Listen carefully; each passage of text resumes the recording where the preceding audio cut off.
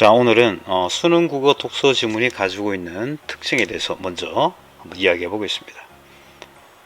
수능 국어 독서 지문은 세상에 존재하지 않았던 글입니다. 이 말은 무슨 말이냐면, 예를 들어 수능 국어 문학의 지문을 예를 들어서 이야기해 보면, 예를 들어 윤동주의 서시 같은 경우 죽는 날까지 하늘을 우러러 한 점 부끄러움이 없기를 어쩌고 저쩌고 나가지 않습니까? 그럼 이 지문은 이미 세상에 존재했던 글을 그대로 인용하는 것이죠. 독서 지문은 그렇지 않습니다.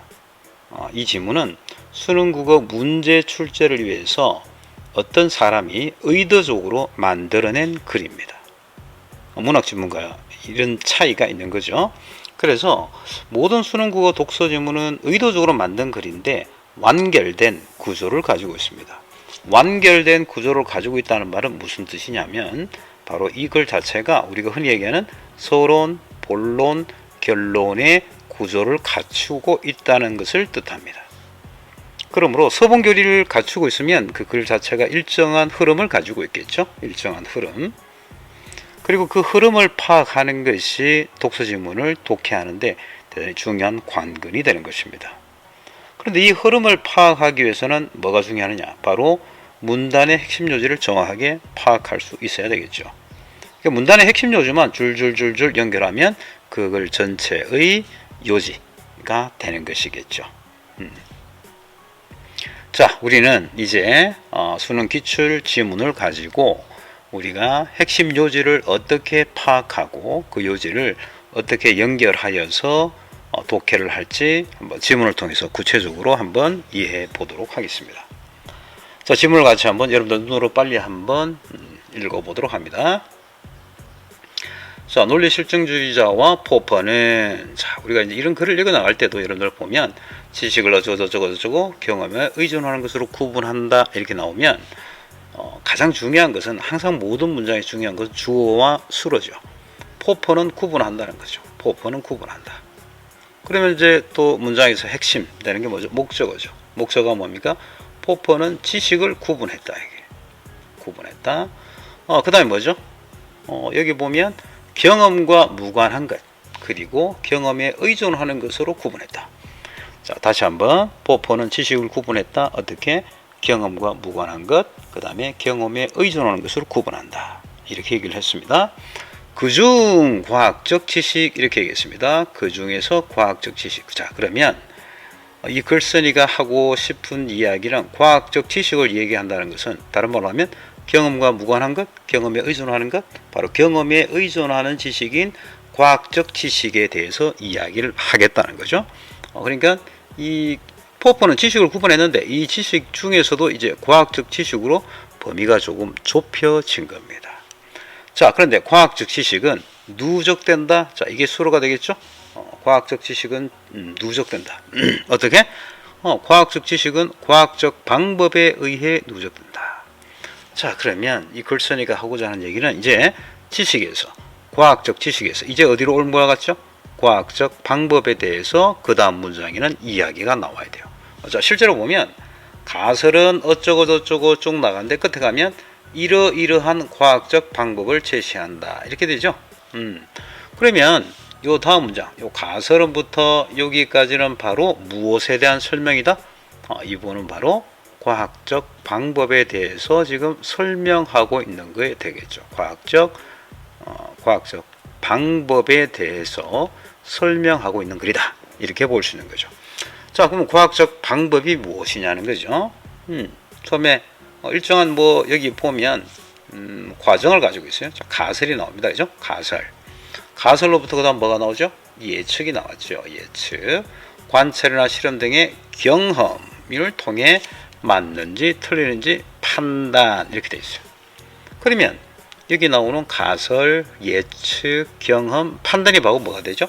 과학적 방법이 되는 것이죠. 과학적 방법이. 자, 이러이러한 과학적 방법을 제시했어요. 그런데 이런 과학적 방법에 의해서 논리실증주의자는 예측이 맞을 경우, 포퍼는 예측이 틀리지 않는 한 예측을 도출한 가설이 하나씩 새로운 지식으로 추가된다. 그죠? 이렇게 됩니다. 그죠? 자, 그러면 우리가 이렇게 읽어보았어요. 자, 이거에 근거해서 우리가 한번 핵심어가 뭔지, 핵심 요지가 무엇인지, 또 요거를 한번 간단하게 요약해 본다면 어떻게 할 수 있는지 한번 보도록 하겠습니다. 자, 일단 글을 다시 한번 전체적으로 한번 보세요. 자, 포퍼는 지식을 어떻게 구분했죠? 경험과 무관한 것, 경험에 의존하는 것. 근데 그 중에서 문제 삼고자 하는 것은 이제 과학적 지식이죠. 과학적 지식은 누적돼. 어떻게? 과학적 방법에 의해서. 지식, 과학적 지식, 과학적 방법으로 지금 중요한 키포인트가 넘어왔어요. 그 다음에 과학적 방법에 대해서 이제 구체적으로 이 부분을 설명하고 있죠. 가설, 예측, 경험, 판단이라고 하는 이런 과학적 방법을 제시를 한 거죠. 자, 이런 과학적 방법에 의해서 예측이 맞을 경우 틀리지 않는 한 하나의 새로운 지식으로 추가된다. 이렇게 얘기를 하고 있는 겁니다. 자, 그렇다면 여러분 생각 여기서 핵심어가 뭐일 것 같아요? 물론 과학 논리 실증 주자나 포퍼라 같은 이 중요한 사람이 나왔으니까 뭐 포퍼도 핵심어가 되기는 하겠지만 여기서는 사실 포퍼가 중요한 얘기가 아니죠. 포퍼가 무엇에 관해서 이야기하고 있느냐. 그럼 핵심어가 뭘까? 여기서 핵심어 혹은 핵심어구는 선생님 보기에는 과학적 방법이라고 볼 수 있어요. 과학적 방법. 자, 과학적 방법. 과학적 방법이 뭐죠? 가설, 예측, 경험, 판단. 자, 이것들에 대해서 주로 얘기하고 있는데 이런 과학적 방법에 의해서 뭐가 어떻게 됐죠? 과학적 방법에 의해서 바로 지식이 추가된다고 이야기를 한 거죠. 그러니까 이 부분은 보면 포퍼에게서 과학적 지식의 추가 과정은 어떻게 이루어지느냐? 과학적 지식의 추가 과정에 대해서 이야기를 하고 있는 이게 바로 핵심 요지가 되겠죠.